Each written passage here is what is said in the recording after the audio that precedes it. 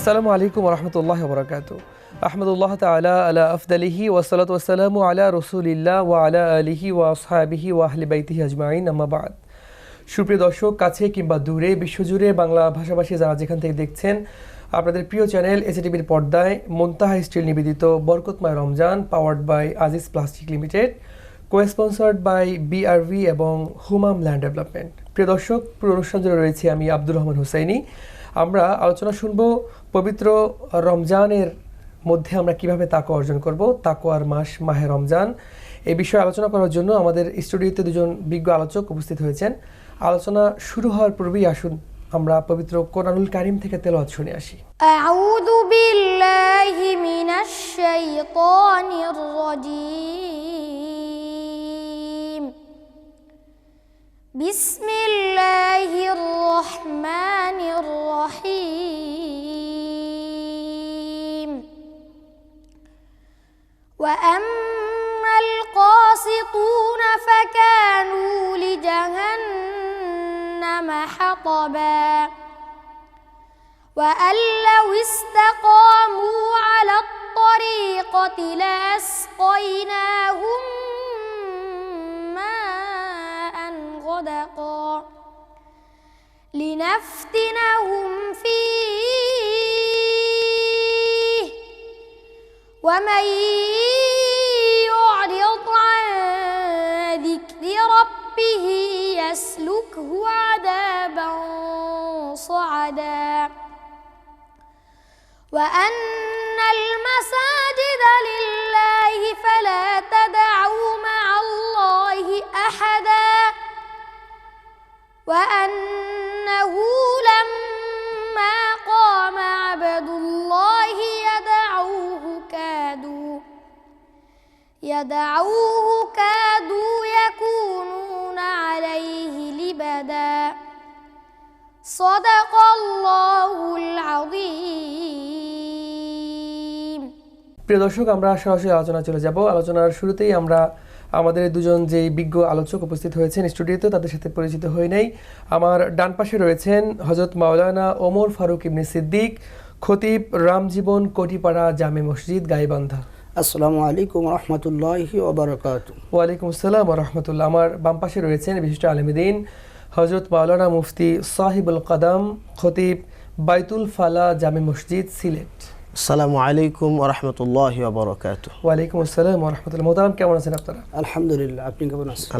আলহামদুলিল্লাহ ভালো আছি। প্রিয় দর্শক, আমরা সরাসরি আলোচনা চলে যাব। আমরা প্রথমেই আলোচনা শুনবো মুফতি ওমর ফারুক। আপনার কাছে জানতে চাইব পবিত্র মাহে রমজানের গুরুত্ব, ফজিলত সম্পর্কে যদি আপনি বলতেন।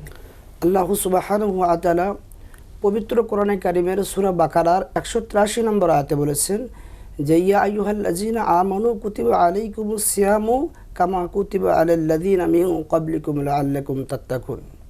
হে ঈমানদারগণ, তোমাদের উপর রমজানের রোজা ফরজ করা হয়েছে, যেমন ফরজ করা হয়েছিল তোমাদের পূর্বপুরুষদের উপরে, যাতে তোমরা তাকওয়া অর্জন করতে পারো।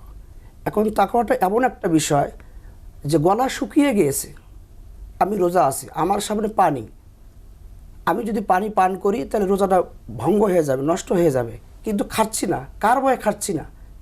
আল্লাহ তাআলার ভয়ে খাচ্ছি না। এটার নাম হচ্ছে তাকওয়া। এই রমজান মাসটাকে আল্লাহ রাব্বুল আলামিন কোরআন নাজিল করেছেন। এখানে কোনো লৌকিকতা নেই। যেমন অন্যান্য ইবাদত বন্দিগিতে লৌকিকতা থাকতে পারে, যেমন নামাজ পড়ি, একটা মানুষ দেখে আমাকে নামাজি বলতে পারে, কিংবা আমি যাকাত দিচ্ছি, কেউ দেখে আমাকে দানশীল বলতে পারে, হজ করতে যাচ্ছি, কেউ আমাকে হাজি বলতে পারে। মানে এগুলোর ভিতরে লৌকিকতা আসার সুযোগ রয়েছে, কিন্তু রোজা এমন একটা ইবাদত যেটা একেবারেই আল্লাহর জন্য হয়। এজন্য কিন্তু আল্লাহ বলছেন আস-সাওমু লি ওয়া আনা আজজি বিহি, রোজাটা আমার জন্যই আমার বান্দারা রাখে, আর এর প্রতিদান আমি আল্লাহ নিজেই দেব। জি, ধন্যবাদ। আল্লাহ সুবহানাহু ওয়া তাআলা আরো তিনি বলেছেন যে শাহরু রমাদানাল্লাযী উনজিলা ফীহিল কুরআন। আল্লাহ তাআলা রমজান মাসে কোরআন নাজিল করেছেন।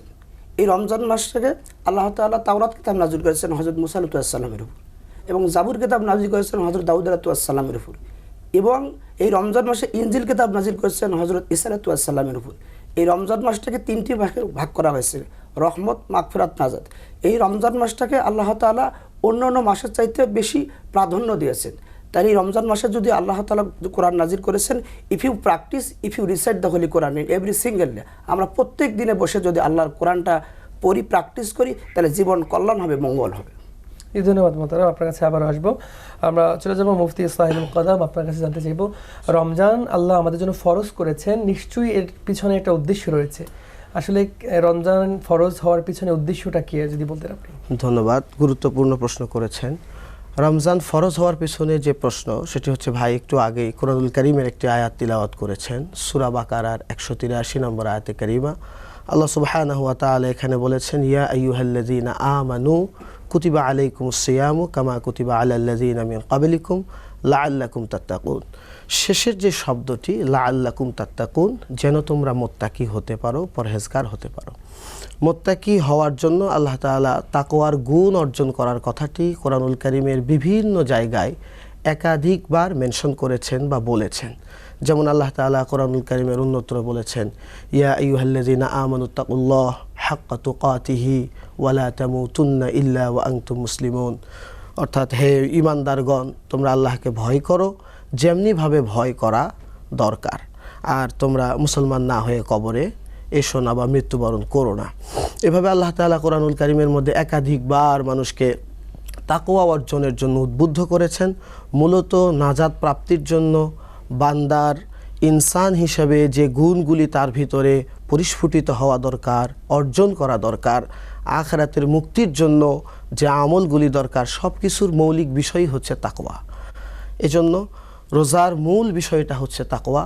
যেমন অন্যান্য বিষয়ের মধ্যে, আমলের মধ্যে রিয়ার আশঙ্কা থাকে, কিন্তু রোজা এমন একটি ইবাদত যার মধ্যে রিয়ার কোনো সম্ভাবনা নেই।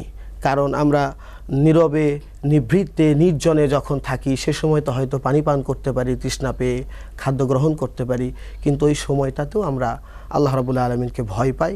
অন্যান্য ইবাদত থেকে রোজার একটু ভিন্নতা হচ্ছে যে অন্যান্য ইবাদত বোঝা যায় যখন আমরা করি, এটা দেখা যায়, কিন্তু রোজাটা কোনো উপলব্ধি করার সুযোগ নেই। যিনি করেন শুধু তিনিই বুঝতে পারেন।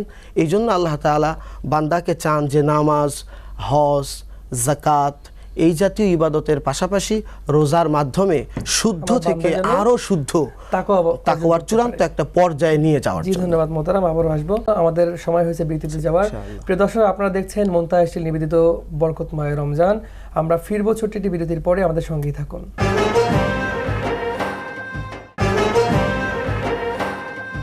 প্রিয় দর্শক, বিরতির পরে আবারও স্বাগত জানাচ্ছি মুনতাহা স্টিল নিবেদিত বরকতময় Ramzan, powered by Aziz plastic limited, co-sponsored by BRV এবং হুমাম ল্যান্ড ডেভেলপমেন্ট। আমরা শুনছিলাম পবিত্র রমজানের গুরুত্ব, তাৎপর্য এবং ফজিলত নিয়ে আলোচনা। আমরা চলে যাব মাওলানা ওমর ফারুক, আপনার কাছে জানতে চাইব কোরআনের মর্যাদা সম্পর্কে যদি আপনি বলতেন কিছু। আল্লাহ সুবহানাহু ওয়া তাআলা কোরআনে কারীমের মধ্যে বলেছেন, কুল বিফাদলিল্লাহি ওয়া বিরহমাতিহি ফাবিযালিকা ফালইফরাহু হুয়া খায়রুম মিম্মা ইয়াজমাউন। কোরআনে কারীমের 10 নম্বর সূরা, সূরাতুল ইউনুস, 11 নম্বর পারা, 19 নম্বর পৃষ্ঠা, 14 নম্বর লাইন, 11 নম্বর রুকুর, 58 নম্বর আয়াত। আল্লাহ সুবহানাহু ওয়া তাআলা বলেছেন, নবী আপনি বলুন, আমি রবের পক্ষ থেকে যে কোরআনে কারীম নামে কিতাবটা আপনার উপর নাজিল করেছি, এটা হচ্ছে একটা রহমত। যারা রহমত নামে কোরআনে কারীম নামে কিতাব যারা পেল, তারা যেন আনন্দ হয়, উল্লাস করে। তার কারণ হচ্ছে এই পৃথিবীতে মানবেরা যা কিছু অর্জন করেছে, কোরআনের চাইতে সম্পদ আর একটাও দুনিয়ায় নাই। শুধু তাই নয়, কোরআনে কারীম ফাদলিল্লাহ, ফাদলিল্লাহ মানে এখানে কোরআন, রহমত হচ্ছে আল্লাহ রাসূল। জি মোহতারাম, জি জি জি, রহমত দ্বারা রাসূল উদ্দেশ্য। জি মোহতারাম, আল্লাহ সুবহানাহু ওয়া তাআলা কোরআনের মর্যাদা এত দিয়েছেন। এখানে দুইটাই বলা হয়েছে, একটা হচ্ছে কোরআন এবং আমার রহমত মানে আল্লাহ রাসূল, এই দুইটাকে পেয়ে তোমরা আনন্দিত হও। জি জি, আল্লাহ সুবহানাহু ওয়া তাআলা আরো তিনি বলেছেন যে লাউ আনজালনা হাযাল কুরআন আলা জাবালিল রাআইতাহু খাশিআম মুতাসাদ্দিআন মিন খাশিয়াতিল্লাহ। আল্লাহ সুবহানাহু ওয়া তাআলা সূরা হাশরের মধ্যে বলেছেন যে আমি কোরআনে কারীম নামে কিতাবটা যদি নবীর উপরে নাজিল না করে যদি পাহাড়ে নাজিল করতাম, পাহাড়ে পাঠিয়ে দিতাম, পাহাড়ে রেখে দিতাম, তাহলে পাহাড় ভেঙে চূর্ণ বিচূর্ণ হয়ে মাটির সাথে খান খান হয়ে মিশে যাইত। এই কোরআন হচ্ছে যে ব্যক্তির উপর শাফায়াত করবে সে ব্যক্তি জান্নাতি, আর যার পক্ষে শাফায়াত করবে না সে জাহান্নামী। এই কোরআনটা হচ্ছে আল কোরআন হুজ্জাতুন, কোরআন হবে দলিল। কোরআন যদি কোনো ব্যক্তির উপর সাক্ষ্য দেয়, তার জন্য জান্নাত ওয়াজিব হয়ে যায়। আর কোরআন যদি যার পক্ষে বিপক্ষে হয়ে যায়, সে জাহান্নামী হয়ে যাবে। কোরআন হচ্ছে আল্লাহ তাআলার একটা কিতাব। পৃথিবীতে যতগুলো কিতাব আছে তার মধ্যে কোরআন হচ্ছে একটা গ্রহণযোগ্য কিতাব। এই কোরআনুল কারীম নামে কিতাবটা, পৃথিবীতে অনেক বই আছে, লেখকে শেষের মধ্যে লেখে যে বইয়ের মধ্যে যদি কোনো ভুল হয় ক্ষমার দৃষ্টি তাকাবেন, কিন্তু আল্লাহর এই কোরআন এত মর্যাদা, কোনো ভুল নাই, জালিকাল কিতাবুল লা রাইবা ফি, এই কিতাবে কোনো ভুল নাই। আল্লাহ তাআলা সামাজিক জীবন, অর্থনৈতিক জীবন ও রাজনৈতিক জীবন সব কিছু মানুষের চলতে ফিরতে যা কিছু দরকার সব কিছু আল্লাহ তাআলা পঙ্খানুভাবে কোরআনে কারিমের মধ্যে দিয়েছে। জি ধন্যবাদ মোহতারাম। মাওলানা সাহিবুল কদম, আপনার কাছে জানতে চাইবো, তাকওয়া অর্জন তো আল্লাহ রাব্বুল আলামিন করতে বলেছেন রমজানে, তো আসলে আমরা ইমানদার হিসাবে রমজানে কিভাবে তাকওয়া অর্জন করব, কোন আমলগুলো আমরা বেশি বেশি করতে পারি, এই বিষয়ে যদি বলতেন আপনি। তাকওয়া অর্জন করার জন্য আমাদের রমজানে বিশেষ কিছু পদ্ধতি আমরা অবলম্বন করতে পারি। এর মধ্যে একটি হচ্ছে, প্রত্যেকটি ইবাদাতের জন্যই মৌলিক বিষয় হচ্ছে ইখলাস বিল্লাহ, নিয়াতের বিশুদ্ধতা। আমরা যে ইবাদতই করি না কেন, যদি নিয়াতটা পরিশুদ্ধ না থাকে তাহলে ইবাদাতের যে মৌলিক উপকার বা ফজিলাত বা ফায়দা, এটা থেকে আমরা বঞ্চিত হব। এ কারণে আমাদের ইখলাস বিল্লাহ অর্থাৎ নিয়াতের যে বিশুদ্ধতা, এটা আমাদের অর্জন করা খুব জরুরি। এজন্য আমরা যে কাজটি করব, নেক কাজ, এর আগে আমরা সুন্দর নিয়াত করে নেব। হ্যাঁ, এই নিয়াতটা মৌখিকও হতে পারে, আবার আমাদের কালবে আমরা অন্তরের মধ্যেও করে থাকতে পারি। প্রত্যেকটা কাজের ক্ষেত্রেই তো নিয়াত করাটা জরুরি, এবং সেটা হতে হবে একেবারে আল্লাহর জন্য। জি জি, ইমানদারের সবকিছু হবে আল্লাহর জন্য। জি জি জি। কুল ইন্না সলাতি ওয়া নুসুকি ওয়া মাহইয়ায়া ওয়া মামাতি লিল্লাহি রাব্বিল আলামিন, ইমানদারের সবই হবে আল্লাহর জন্য। জি জি জি, আবারও আসবে আপনাদের কাছে। আমাদের বিরতির সময় হয়েছে। প্রিয় দর্শক, আপনারা দেখছেন মুনতাহা স্টিল নিবেদিত বরকতময় Ramzan, powered by Aziz plastic limited, co-sponsored by BRV এবং হুমাম ল্যান্ড ডেভেলপমেন্ট। ফিরব ছোট্ট একটি বিরতির পরে, আমাদের সঙ্গেই থাকুন।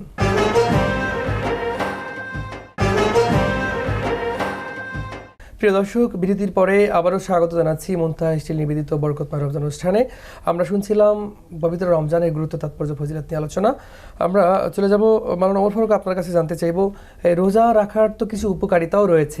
যেমনিভাবে রোজা আল্লাহর সন্তুষ্টির জন্য আমরা রাখি, ঠিক তেমনি রোজা রাখার ক্ষেত্রে আমাদের তো অনেক উপকারিতাও রয়েছে শারীরিকভাবে, যদি আপনি বলতেন।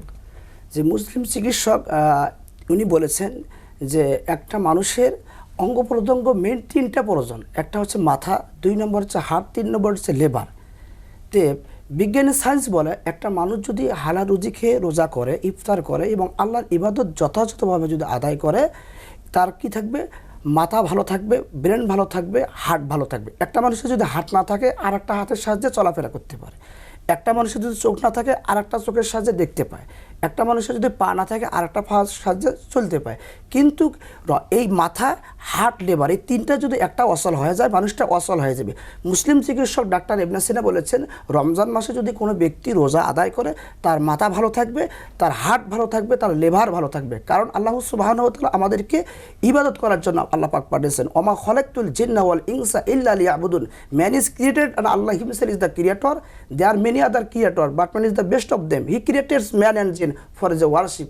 আল্লাহ সুবহানাহু ওয়া তাআলা বলেছেন, আমি জিন এবং মানব জাতিকে সৃষ্টি করেছি শুধুমাত্র আমার ইবাদতের জন্য, আমার গোলামি করার জন্য। তাহলে আমাদেরকে কি করতে হবে, আল্লাহর ইবাদতের পাশাপাশি রমজান মাসে রোজা আদায় করতে হবে এবং আল্লাহর পথে আমাদেরকে থাকতে হবে। জি, ধন্যবাদ মোহতারাম। মাওলানা সাহিবুল কদম, আপনি যদি বলতেন রমজানে যে তাকওয়া অর্জন করব আমরা, তাকওয়া অর্জনের উপায়গুলো যদি বলতেন আপনি। কারণ রমজান শুধুমাত্র এমনটাই নয় যে আমি মানে সুবে সাদিক থেকে সূর্যাস্ত পর্যন্ত না খেয়ে থাকলাম, শুধু না খেয়ে থাকার নামই তো রমজান নয়, বরং সমস্ত পাপাচার থেকে মুক্ত থাকতে হবে। তো তাকওয়া অর্জনের উপায়গুলো যদি বলতেন আপনি। তাকওয়া অর্জনের জন্য আমরা বিশেষ কিছু উপায় অবলম্বন করতে পারি। সেটি হচ্ছে যে আমরা আমাদের প্রত্যেকটি অঙ্গ প্রত্যঙ্গের কার্যক্রমের প্রতি নজরদারি করব এবং খেয়াল করব, যেন আমরা রোজা অবস্থায় আমাদের মুখ দ্বারা গালি না দেই, পচা কথা না বলি, মানুষের গীবত না করি, চোখকে হেফাজত করব, হারাম জায়গায় যেন আমাদের দৃষ্টি না যায়, কানকে আমরা হেফাজত করব। এভাবে অঙ্গ প্রত্যঙ্গ হেফাজতের মাধ্যমে আমরা আমাদের রোজাটাকে সুন্দরভাবে পালনের মাধ্যমে আমরা তাকওয়া অর্জনের চেষ্টা করব। আরেকটি গুরুত্বপূর্ণ বিষয় হচ্ছে তাজকিয়ায়ে নাফস। আমরা জিকির, আজকার, কোরআন তিলাওয়াত, বেশি বেশি নফল ইবাদাত, এই কার্যক্রমগুলি বেশি বেশি করে করব। কারণ বান্দা ফরজ ইবাদাত তার উপরে তো ফরজ সে করবে, বাকি নফল ইবাদাতের মাধ্যমে আল্লাহ রাব্বুল আলামিনের করিব হয়, নৈকট্য লাভ করে, বেলায়াত লাভ করে। যেহেতু নবুয়তের দরওয়াজা বন্ধ হয়ে গিয়েছে, রাসূল করিম সাল্লাল্লাহু আলাইহি ওয়াসাল্লামের মাধ্যমে উনি হচ্ছেন খাতামুন নবিয়্যিন, হ্যাঁ, এটি আমাদের একটি গুরুত্বপূর্ণ আকীদা, এটি পোষণ করতে হবে ঈমানের জন্য। পরবর্তী কিয়ামত পর্যন্ত ওয়ালায়াত বা বেলায়েতের দরজা খোলা আছে। আমরা যদি অত্যধিকভাবে নিজের কালবকে আত্মশুদ্ধি করতে পারি, নফল ইবাদাত করি, তাহলে আল্লাহ রাব্বুল আলামিনের সন্তুষ্টির মাধ্যমে আমরা সাধারণ বান্দা থেকে আল্লাহর নৈকট্য প্রাপ্ত বান্দা বা আল্লাহর ওলিতে পরিণত বান্দা হতে থেকে পারবো। বন্ধু হয়ে যেতে পারবো। জি, একমাত্র তাকওয়ার মাধ্যমে, বিশুদ্ধ ইখলাস বিল্লাহর মাধ্যমে, ইবাদত করার মাধ্যমে। আল্লাহর বান্দা থেকে আল্লাহর বন্ধু হওয়া কিন্তু একেবারেই জরুরি, এবং সেটা কিন্তু রমজান মাসেই সম্ভব। অবশ্যই। ধন্যবাদ মোহতারাম, আপনাদেরকে অসংখ্য মোবারকবাদ জানাচ্ছি আমাদের স্টুডিওতে যুক্ত হওয়ার জন্য। প্রিয় দর্শক, আপনারা শুনছিলাম পবিত্র রমজানের গুরুত্ব, তাৎপর্য এবং ফজিলত নিয়ে আলোচনা। আজকের আলোচনার মূল প্রতিপাদ্য বিষয় ছিল রমজান হলো তাকওয়ার মাস, খোদা ভীরু অর্জন করতে হবে, আমাদেরকে আল্লাহ রাব্বুল আলামিনের সন্তুষ্টির জন্যই রোজা রাখতে হবে, এবং শুধুমাত্র এমনটাই যেন না হয় যে আমরা শুধু পানাহার এবং খাদ্য থেকে বিরত থাকবে, এমনটা যেন না হয়। আমাদের অঙ্গ প্রত্যঙ্গ থেকে শুরু করে সব ধরনের পাপাচার কামাচার সব কিছু থেকে নিজেকে বিরত থাকার নামই হচ্ছে রমজান। প্রিয় দর্শক, যেহেতু রমজানটা একেবারেই আল্লাহর জন্য হয়, এই জন্যই কিন্তু আল্লাহ আমাদেরকে প্রতিদান দান করবেন, যেমনটা আল্লাহ রাব্বুল আলামিন বলেন, আস-সাওমু লি ওয়া আনা আজজি বিহি। দেখতে দেখতে আমরা একেবারেই শেষ পর্যায়ে চলে এসেছি। দেখা হবে আগামী পর্বে। যাওয়ার আগে অবশ্যই আমরা একটি ইসলামী সঙ্গীত শুনতে শুনতে বিদায় হব। সবাই ভালো থাকবেন, সুস্থ থাকবেন, সুন্দর থাকবেন। আসসালামু আলাইকুম। মনে বড় আশা ছিল যাব মদিনায়, মনে বড় আশা ছিল যাব মদিনায়। সালাম আমি করব গিয়ে, সালাম আমি করব গিয়ে নবীর রওজায়। মনে বড় আশা ছিল যাব মদিনায়, মনে বড় আশা ছিল যাব মদিনায়। আরব সাগর পাড়ি দেব, নাইকো আমার তরি,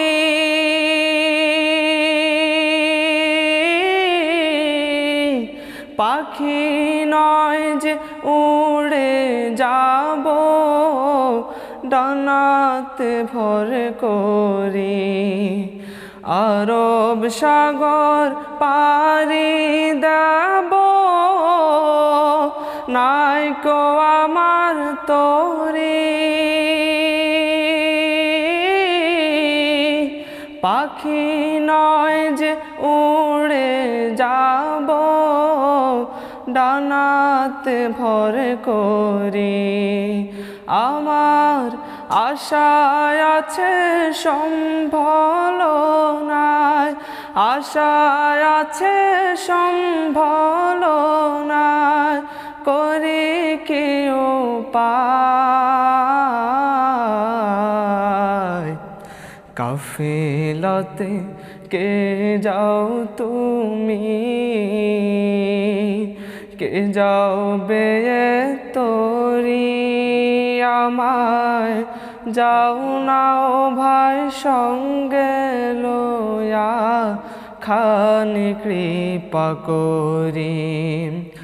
সঙ্গে যদি না লও মোরে, গিয়ে মদিনায়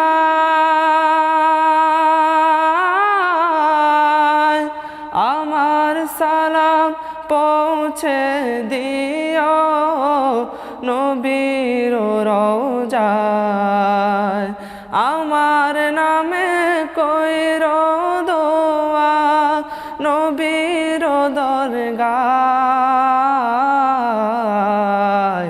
মনে বড় আশা ছিল যাব মদিনায়।